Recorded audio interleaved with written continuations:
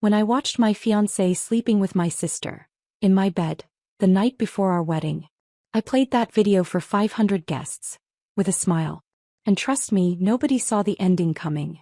The morning sun spilled through the sheer curtains of my penthouse, painting the marble floors in gold. I stood by the floor-to-ceiling windows, sipping black coffee, watching the city below stir to life. Tomorrow was the day I would marry Daniel Ashford, the man who had spent the last 2 years convincing me he was worthy of my name, my fortune, and my trust. The penthouse was quiet, save for the distant hum of the espresso machine as my assistant, Lena, prepared her own cup. She was already dressed in her usual sharp blazer and slacks, her tablet in hand, scrolling through the final checklist for the wedding. Floral arrangements confirmed, catering taste tested, seating chart triple-checked, she recited, her voice dry. Honestly, Evelyn, if this wedding doesn't go perfectly, it won't be for lack of preparation. I smirked. Perfection is the bare minimum. Lena rolled her eyes but didn't argue. She knew me well enough by now. My phone buzzed on the counter. An unknown number. I frowned, swiping it open. Unknown. You deserve to know the truth. Attached was a video file. I stared at it, my fingers hovering. A prank? A disgruntled ex of Daniel's? He'd had a few before me, though none serious enough to warrant sabotage. Lena glanced over. Problem? Probably nothing. I tapped the video. The screen filled with a dimly lit bedroom. My bedroom. The one in my Hamptons estate. And there, tangled in my silk sheets, was Daniel. And beneath him, her golden hair fanned across the pillows, was my sister, Clarissa. The audio was muffled, but I didn't need to hear the words. The way his hands gripped her waist, the way she arched into him, there was no mistaking what this was. The coffee cup slipped from my fingers, shattering on the floor. Lena jumped. Evelyn. I didn't answer. My pulse was steady. My breathing even. The cold, calculating part of my brain had already taken over, shoving the initial shock into a locked box. This changed everything. But first I needed to be sure. I forwarded the video to my private investigator with a single instruction. Verify authenticity. No. Then I turned to Lena. Cancel my morning meetings. She blinked. You have the final dress fitting in an hour. Reschedule it. I strode toward my office. And call my father. Tell him I need to see him. Lena hesitated, her eyes flicking to the broken porcelain at my feet. Evelyn, what's going on? I paused at the door, my voice icy. A change of plans. Clarissa sat at the quaint cafe down the street from her apartment, stirring her latte absently. She'd been distant lately, more so than usual. Even her best friend Naomi had noticed. You've been weird all week, Naomi said, stealing a bite of Clarissa's croissant. Wedding jitters? Clarissa forced a laugh. Why would I have wedding jitters? I'm not the one getting married. But your sister is. Naomi shrugged. Big day for the family. Plus you're the maid of honor. That's pressure. Clarissa's fingers tightened around her cup. Yeah. Pressure. Naomi studied her. You okay? Fine. She checked her phone. No messages. Daniel had promised to text her today, but nothing yet. Maybe he was busy with last-minute preparations. Or maybe he was having second thoughts. Her stomach twisted. She shouldn't have done it. One stupid night, too much wine, and the way he'd looked at her, like she was the one he really wanted. Not Evelyn. Never Evelyn. But now with the wedding tomorrow. Clarissa. Naomi waved a hand in front of her face. You're zoning out. She shook her head. Sorry. Just tired. Naomi grinned. Well, perk up. Tonight's the rehearsal dinner. You'll finally get to see the infamous Evelyn Sinclair in full bridezilla mode. Clarissa's smile didn't reach her eyes. Can't wait. Daniel adjusted his tie in the mirror of his hotel suite. He'd spent the morning running last-minute errands, picking up his tailored tux, confirming the honeymoon itinerary, and most importantly making sure Clarissa kept her mouth shut. His phone buzzed. A text from her. Clarissa, we need to talk. He exhaled sharply. Not now. Not when everything was finally falling into place. Evelyn was the perfect match. Beautiful, brilliant, and loaded. The Sinclair name alone would open doors his family's modest wealth never could. And Clarissa? She'd been a mistake. A reckless, impulsive mistake. He typed back. Daniel, not today. We'll talk after the wedding. He hesitated, then added, Daniel, you promised. No reply. Daniel pocketed his phone. Everything would be fine. Clarissa wouldn't ruin this. She loved him, or at least she thought she did. And by the time she realized he had no intention of leaving Evelyn, it would be too late. The hum of my private investigator's laptop filled the silence of my office. Marcus Lynn was the best in the business. Discreet, thorough, and expensive. He didn't ask questions when I forwarded him the video. He just got to work. Now his dark eyes flicked between the screen and me, his expression unreadable. It's real. I leaned back in my chair, fingers steepled. No chance of manipulation? None. The metadata checks out. The footage hasn't been edited. He paused. It was taken 2 weeks ago. At your Hamptons estate, like you thought. 2 weeks. Daniel had been inside me 2 days after that. My stomach turned, but my face remained impassive. Who sent it? Marcus shook his head. Untraceable. Burner number routed through multiple proxies. Whoever did it knew what they were doing. I nodded. Keep digging. He hesitated. Evelyn, what are you going to do? I smiled. It wasn't a pleasant one. My job. Clarissa stood in front of the floor-length mirror in her maid of honor dress.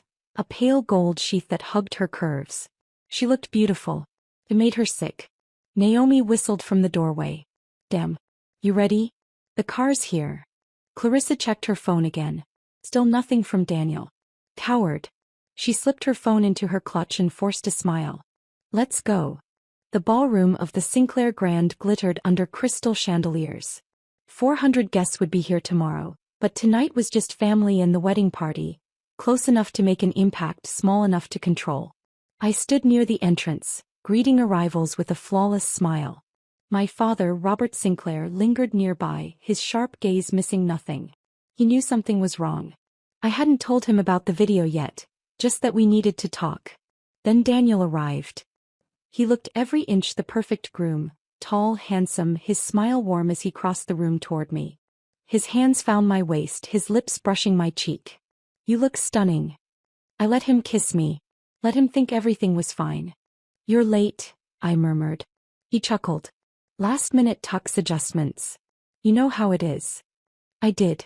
I also knew he'd been at a hotel bar 20 minutes ago, texting Clarissa. Speaking of, my sister stepped into the ballroom, her gaze flicking nervously between me and Daniel. I disentangled myself from him. Excuse me. I need to speak to my sister. Daniel's smile tightened, but he nodded. I crossed the room, my heels clicking against the marble.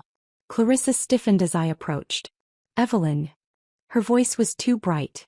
Everything looks amazing. I studied her, the way her fingers twisted the strap of her clutch, the slight tremor in her smile. Guilt looked good on her. Does it? I tilted my head. Funny. I've been getting the feeling something's off about this wedding. Her throat bobbed. What do you mean? I leaned in, lowering my voice. Tell me, Clarissa. If you knew something big, about the person I'm marrying, would you keep it from me?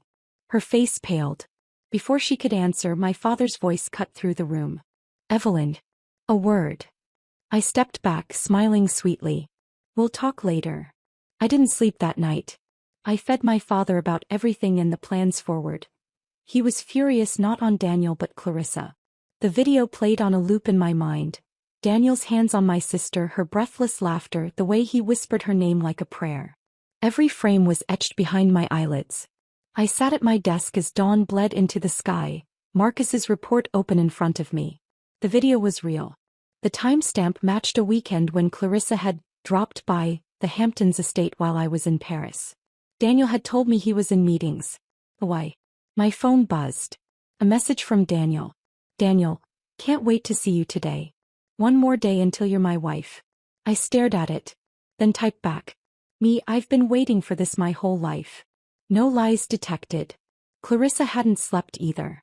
She paced her apartment, gnawing at her thumbnail. Daniel hadn't answered her last text. The rehearsal dinner had been torture. Evelyn's eyes lingering on her too long, her father's sharp glances, the way Daniel had avoided her all night. She knows. The thought slithered through her mind. Her phone rang. She lunged for it, but it was just Naomi. You ready for the big day?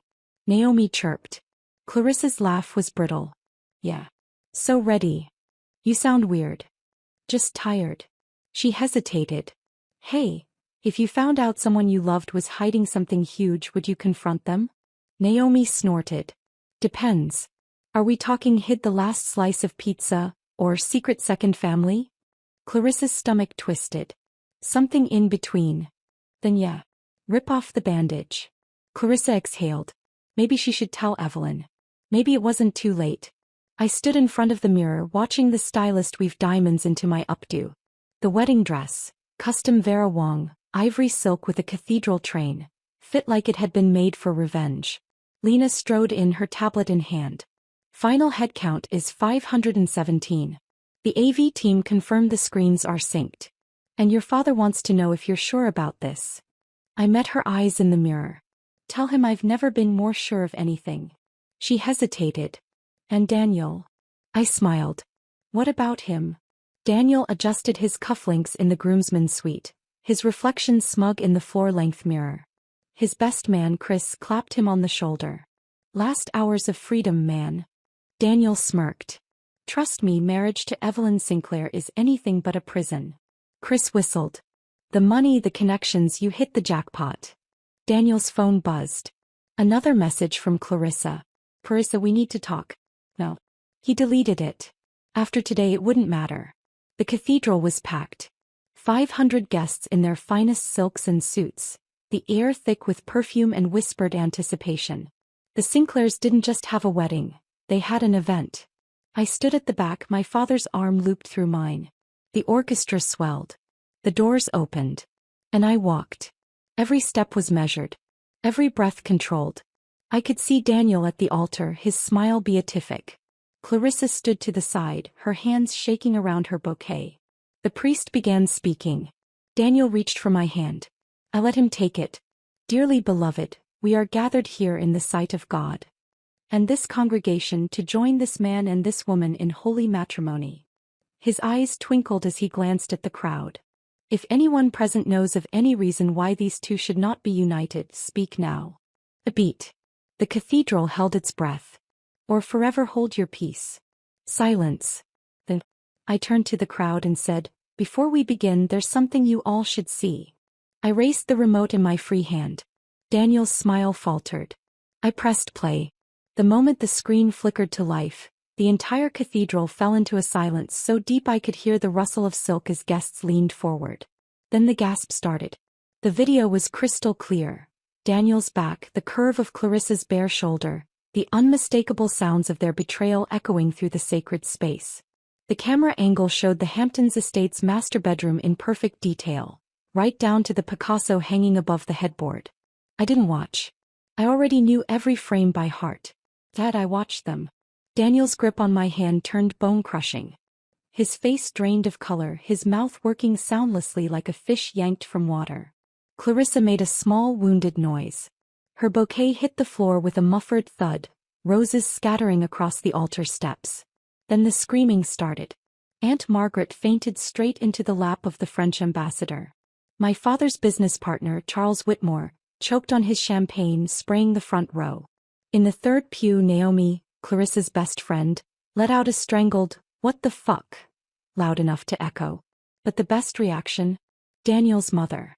The esteemed Victoria Ashford, who had spent the last 6 months lecturing me on proper wifely decorum, made a noise like a tea kettle boiling over before her eyes rolled back in her head. Daniel finally found his voice. Evelyn, this isn't, I can explain. I tilted my head. Can you? Behind us, Clarissa was hyperventilating. Oh God. Oh God. I turned to her slowly. You look ill, sister. Was the guilt too heavy to carry? She flinched like I'd struck her. Tears streaked her perfectly contoured cheeks. I never meant, it just happened. Daniel made a desperate grab for my arm. Baby, please, it was one mistake. She came on to me. Clarissa's head snapped up. What? You lying? I held up a hand. They both fell silent. 500 people held their breath. I reached into my bodice and pulled out a second remote. Daniel's eyes tracked it like a grenade. What are you doing? I smiled. Showing the rest. I pressed play. The screen changed to a hotel security feed. Daniel 2 nights ago, slipping into a room with a brunette who was decidedly not Clarissa. Then another clip. And another. A montage of his exploits played out in high definition, each time stamped, each location meticulously labeled. The final shot was from last night. Daniel at the hotel bar whispering to a waitress while texting Clarissa. After the wedding we'll figure this out. The cathedral erupted. Daniel dropped to his knees. Actual tears streaked down his face. Evelyn, I was scared. I panicked about getting married and I crouched until we were eye level. You should have been scared of me. His breath hitched. Behind him, Clarissa was sobbing uncontrollably, snot dripping down her chin. Please, I'll do anything, just don't. I stood, brushing imaginary dust from my gown. The prenup is voided. The Ashford shares in the Sinclair merger are forfeit. And Clarissa? I glanced at her. Mom's trust fund just got donated to the shelter where you volunteer. Hope you like minimum wage. My father stood, smoothing his tie. I believe that concludes today's events. The guests erupted into chaos. And I walked back down the aisle, alone, to the sound of Daniel's screaming apologies and Clarissa's wails. The car door closed behind me with a satisfying thud, sealing me away from the chaos of the cathedral. My driver Marcel didn't ask questions, he'd been with the family long enough to know when silence was required. As we pulled away, I watched through tinted windows as the first reporters arrived, drawn like vultures to fresh carnage. Lena was already typing furiously on her tablet. Press release is ready. Social media team is standing by. Your father's lawyers have already frozen all of Daniel's assets tied to the merger. I leaned back against the leather seats, finally letting my mask slip just enough to savor the moment. How long until it trends? She smirked. It already is. Naomi's hands shook as she scrolled through her phone in the cathedral bathroom stall. #ScornSinclair was already exploding. Someone had live-streamed the entire disaster and the internet was feasting. Memes of Daniel's horrified face were circulating. A gossip site had already dug up his Tinder profile from 2 years ago with the bio, looking for my future ex-wife's trust fund. But the real dagger? The official Sinclair Group statement. The Sinclair-Ashford merger has been terminated effective immediately. All shares will be reabsorbed by Sinclair Holdings. We wish Mr. Ashford the best in his future endeavors. Attached was a screenshot of Daniel's empty bank account. Naomi texted Clarissa. You need to get out of there. Now. No response. Daniel's phone wouldn't stop buzzing. Standing in the now empty vestry, he stared at the notifications flooding his screen. Bank alert. $0 available balance. Credit card declined. Ashford Capital. Emergency board meeting called. His mother's call came through. He answered with shaking hands. Mother, I can explain dash. You stupid boy, Victoria Ashford hissed. Do you have any idea what you've done? The board is voting me out as we speak. Our family name is ruined. The line went dead. Across the room his best man Chris slowly removed his boutonniere. My firm can't be associated with this. We're withdrawing from all your cases. Daniel's knees buckled. The back exit of the cathedral was supposed to be private. Clarissa didn't expect the dozen paparazzi waiting for her. Clarissa, how long have you been sleeping with your sister's fiancé? Any comment on being cut from the Sinclair Trust? Are you and Daniel in love? Flashbulbs exploded in her face as she ran for a waiting cab, her ruined makeup streaking down her face. The driver took one look at her and sighed. Where to, lady? She had no answer. Her apartment was leased under the family trust. Her credit cards were frozen. Even her phone was on the company plan. The cabbie's radio crackled. Breaking news about the Sinclair wedding scandal. Clarissa began to sob. My penthouse was blissfully quiet. I stood on the terrace, sipping a 25-year Macallan as the sun set over the city. Behind me, the muted television played continuous coverage of the day's events. Lena entered with an update. Daniel's been spotted at a motel near the airport. Clarissa hasn't been seen since leaving the cathedral. The Ashford stock dropped 63% today. I swirled my glass. And my sister's little art gallery? Landlord just served eviction papers. Turns out the building is owned by a Sinclair subsidiary. A notification popped up on my phone, a security alert from my Hamptons estate. Motion detected in the guest house. I smiled. Right on schedule. The guest house alarm triggered at 2:17 a.m. I watched the security feed from my bed as Clarissa stumbled through the door, still wearing her ruined maid of honor dress, her strappy heels dangling from one hand. She collapsed onto the couch, face buried in her hands, shoulders shaking with silent sobs. Perfect. I muted the feed and went back to sleep. At precisely 7 a.m. I entered the guest house with 2 cups of coffee. Clarissa jerked awake, her smeared mascara giving her the look of a startled raccoon. She scrambled upright, the cheap motel-quality sheets twisting around her legs. "You look terrible," I said, handing her a cup. He stared at it like it might be poisoned. "Why are you?" "Drink it. You'll need the caffeine." I took a seat in the armchair across from her, crossing my legs. "The gallery is closed. Your apartment is being repossessed. Your name is currently a global punchline." I sipped my coffee. "How does it feel?" Clarissa's hands trembled around the cup. "Evelyn, please." "Please what?" I tilted my head. "Forgive you. After you spread your legs for my fiancé in my bed?" She flinched. "It wasn't like that." "Then enlighten me." Clarissa's voice was barely above a whisper. "It started after Dad's birthday party. Daniel said he was worried about you, that you seemed distant. We kept talking, and then one night he showed up at my apartment drunk, saying he was having second thoughts about the wedding." I raised an eyebrow. "And you thought the solution was to fuck him?" "It wasn't." She cut herself off, breathing hard. He said he loved me. That marrying you was just for the merger. That he wanted to call it off but was afraid of what you'd do." I laughed. Not a polite chuckle, a full, unguarded laugh that made Clarissa shrink back into the couch. "Oh, little sister." I wiped an imaginary tear. "You actually believed him?" Her face went pale. I pulled out my phone and played a new recording. Daniel's voice filled the room. "Relax, Chris, it's not like I'm actually in love with the sister. But if Evelyn ever gets too controlling, having Clarissa wrapped around my finger is a good insurance policy." The date stamp showed this was from 3 days before the Hamptons incident. Clarissa made a noise like a wounded animal. I pocketed the phone. He played us both. The difference is I checked his play. Her breath came in short, ragged gasps. "I didn't know." "Of course you didn't." I stood, straightening my silk robe. "You never think, Clarissa. That's always been your problem." I walked to the door before pausing. "Oh, and the guest house. You have until noon to vacate.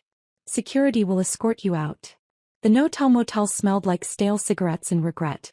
Daniel stared at his reflection in the cracked bathroom mirror, his once perfect hair now greasy and unkempt. His phone buzzed nonstop. Reporters, creditors, his now former friends. A new email notification popped up. Subject: immediate repayment required. Amount due: $2,850,000. The penthouse lease he'd co-signed. The cars. The private club memberships. All suddenly due in full. His hands shook as he dialed his mother. She answered on the first ring. "You're on speaker with the board." A chorus of angry voices erupted before he could speak. "Resign immediately or we'll sue for malfeasance." "How could you be this stupid?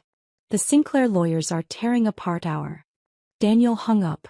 For the first time in his privileged life he had nowhere to go. I expected Clarissa to beg. To scream. To throw something. I didn't expect silence. When I turned back she was just sitting there, staring at her hands with an eerie calm. "I deserved that," she said quietly. This was new. She looked up, her eyes red but clear. "But you didn't just do this to punish us. You could have ruined Daniel privately. You wanted the spectacle." A beat. "Why?" Finally, a halfway intelligent question. I smiled. "Because some lessons need an audience." The security team arrived at the door behind me. Clarissa stood without protest, but as she passed me she paused.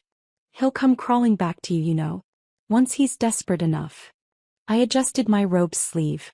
"I'm counting on it." "Mr. Ashford, you can't be here." The hotel manager's voice cracked as Daniel shoved past the concierge desk, his designer shoes scuffing against the polished marble. 3 days of sleeping in his car had left his tailored suit wrinkled, his usually perfect hair greasy under the lobby's chandelier light. I watched from the mezzanine, stirring my espresso slowly, savoring the way his gaze darted around the lobby like a cornered animal. Lena checked her watch. 72 hours. I expected him to last at least a week.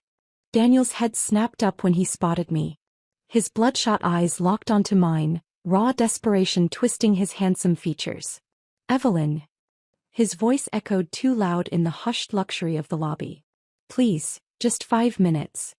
I took my time descending the staircase, the click of my heels measured, deliberate. Guests and staff froze, sensing the tension. A waiter nearly dropped a tray of champagne flutes. I stopped 3 steps from the bottom, forcing him to look up at me. You have 30 seconds. Daniel's hands flexed at his sides, his knuckles white. They froze my accounts. The firm revoked my partnership. My mother won't take my calls. 20 seconds. He choked. What do you want? A public apology? A press conference? I'll get on my knees right now if that's what it takes. I tilted my head, studying the sweat beading at his temple. Why would I want that? Because, his voice cracked. Because you chose me. You don't just throw away an investment like that. The lobby held its breath. I smiled. Daniel flinched. Oh, Daniel. I descended the final steps, close enough to smell the sour whiskey on his breath. You weren't an investment. You were due diligence. His breath hitched. I straightened his crooked tie, my voice low. Did you really think I wouldn't find the offshore accounts? The forged client signatures. His pupils dilated, just like they had when I'd first confronted him about his gambling debts months ago. I patted his cheek. The SEC has such interesting filing requirements, don't they? At that exact moment, every phone in the lobby buzzed. Mine displayed the alert first. Business Insider. SEC launches fraud investigation into Ashford Capital, whistleblower documents reveal. Daniel's phone rang, his mother's contact flashing on screen. He didn't move. I leaned in. You should answer that. I hear federal warrants are so inconvenient to sort out. His knees buckled. A bellhop caught him before he hit the marble. Security swarmed as Daniel started screaming. Not words, just guttural animal sounds of pure rage. He thrashed against the guards, his polished facade shattered. You bitch. You planned this from the start. I sipped my espresso as they dragged him toward the doors. No, Daniel. You did. The paparazzi's cameras flashed like lightning through the glass as he was ejected onto the sidewalk. His final humiliation captured in high definition. Lena handed me a fresh folder. The yacht repossession is scheduled for noon. I tucked it under my arm. Make sure the press gets a good view. As I turned toward the elevators, the lobby burst into hushed whispers. The story would be everywhere within the hour. And Daniel? He'd learn what happened when you played games with someone who wrote the rules. The private elevator to my father's office moved too slowly. I counted each floor number as it lit up, 18, 19, 20, my reflection staring back at me in the polished brass. The folder under my arm contained the final piece. Daniel's offshore account records, the forged documents, the trail that would bury the Ashford name forever. The doors opened directly into the executive suite. Father stood at the floor-to-ceiling windows, his back to me, watching the city below. You're late, he said without turning. I checked my watch. By 30 seconds. 30 seconds is all it takes for empires to fall. He finally turned, his sharp gray eyes assessing me. Did he cry? Not yet. I placed the folder on his desk. But he will. Father flipped it open, scanning the documents with practiced ease. The SEC moved faster than expected. I may have expedited their process. A ghost of a smile touched his lips. Remind me never to play chess with you. The financial news channels played on mute across the office's media wall. Ashford Capital stock plummets 89%. Fraud charges filed against board members. Victoria Ashford resigns amid scandal. Father tapped one frozen image. Daniel's mother being escorted from her office by federal agents. She lasted longer than I expected. I took the seat across from him. She'll take a plea deal by week's end. And Daniel? Currently homeless. The last of his credit cards were declined this morning. I paused. He'll come crawling to you next. Father's smile was cold. I look forward to it. My phone buzzed with a security alert. Subject: Unauthorized access attempt, Hampton's estate. I enlarged the feed. Daniel stood at the gates, his suit jacket slung over one shoulder, arguing with the guards. Even through the pixelated footage I could see the desperation in his posture. Father peered at the screen. Predictable. Wait. I zoomed in. He's not alone. A black town car idled at the curb. The rear window rolled down just enough to reveal a familiar profile. Charles Whitmore, Father's longtime rival and Daniel's godfather. Now that was interesting. Father's expression darkened. Charles always did have terrible timing. I stood smoothing my skirt. Shall we see what deal they're offering? The Hamptons security team had detained Daniel at the gatehouse, but Charles strolled through like he owned the property, which in his mind he practically did. Robert. He spread his arms wide as we stepped onto the terrace. Still living like a king, I see. Father didn't offer his hand. Charles. I'd say it's a pleasure, but we both know that would be a lie. Charles chuckled, unbothered. He looked exactly like the Wall Street titan he was. Silver hair, perfectly styled, custom suit worth more than most cars. Only the tension around his eyes betrayed his nerves. Daniel stood slightly behind him, his once confident posture broken. He wouldn't meet my eyes. Charles gestured to him. I think we can all agree young Daniel here has been punished enough. I arched an eyebrow. Have they added adultery to the federal sentencing guidelines? Daniel flinched. Charles waved a dismissive hand. A personal matter. I'm here about the business concerns. He leaned forward. Call off the SEC and I'll vote your way on the Berlin acquisition. Father didn't blink. Not enough. Then name your price. I stepped forward. The Whitmore shares in Sinclair Media. Charles laughed. Absurd. I pulled out my phone and played a new recording. Charles's voice clear as day. Of course we backdated the documents. The SEC will never. The color drained from his face. Father smiled. I believe my daughter named her price. Daniel finally found his voice. You set me up from the beginning? I turned to him, genuinely amused. Did you really think a junior partner with a gambling habit just happened to catch my eye? Charles grabbed Daniel's arm. We're leaving. But Daniel shook him off, his eyes wild. You ruined my life. Father finally spoke. No, son. You did that yourself. We just provided the rope. As security escorted them out, Daniel's screams echoed across the manicured lawns, not of anger anymore but of sheer, impotent despair.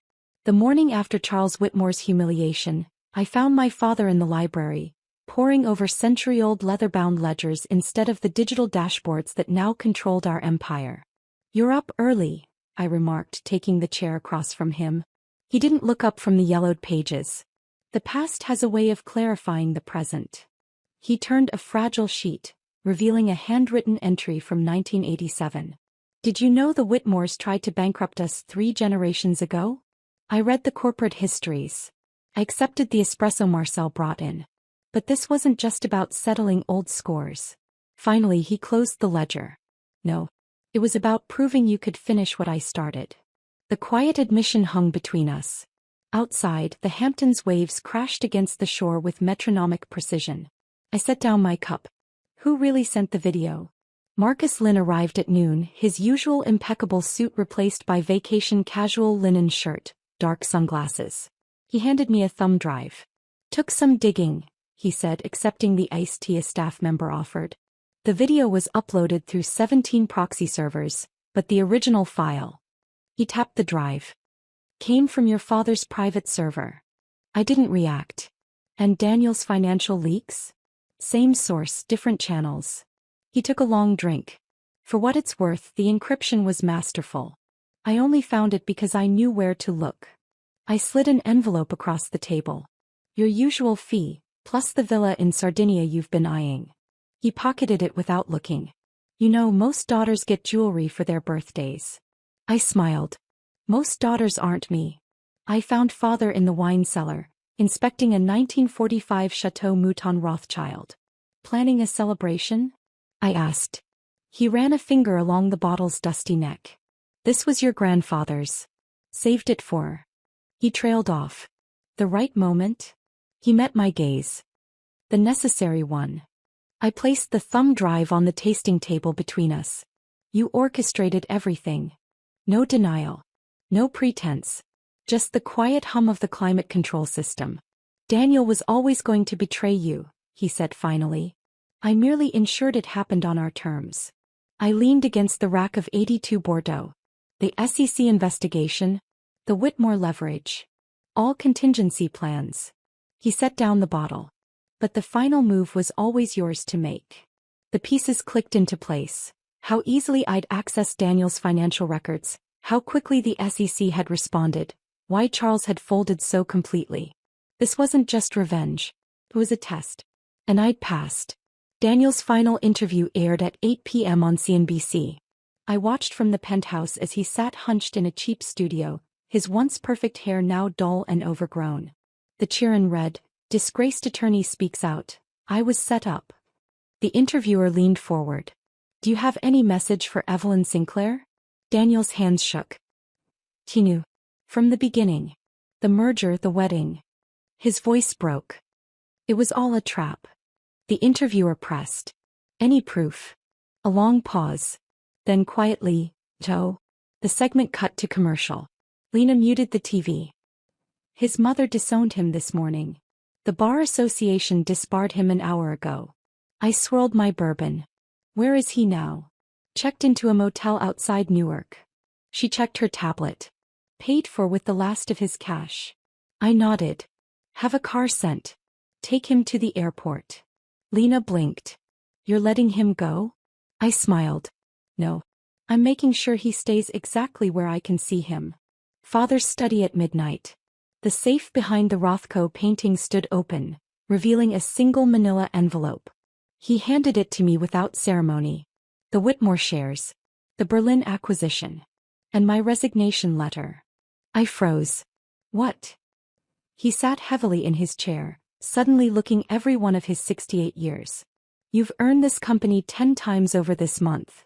A tired smile. "And God knows I owe you for cleaning up my mess." I opened the envelope. The papers inside named me CEO of Sinclair Holdings effective immediately. No conditions. No oversight. Absolute power. Father poured 2 fingers of whiskey. "You'll do better than I did." For the first time in my life I had no words. He raised his glass. "To the future." I clinked mine against his. "To consequences." Outside, the city lights glittered like diamonds on black velvet. My empire now. My rules. The end.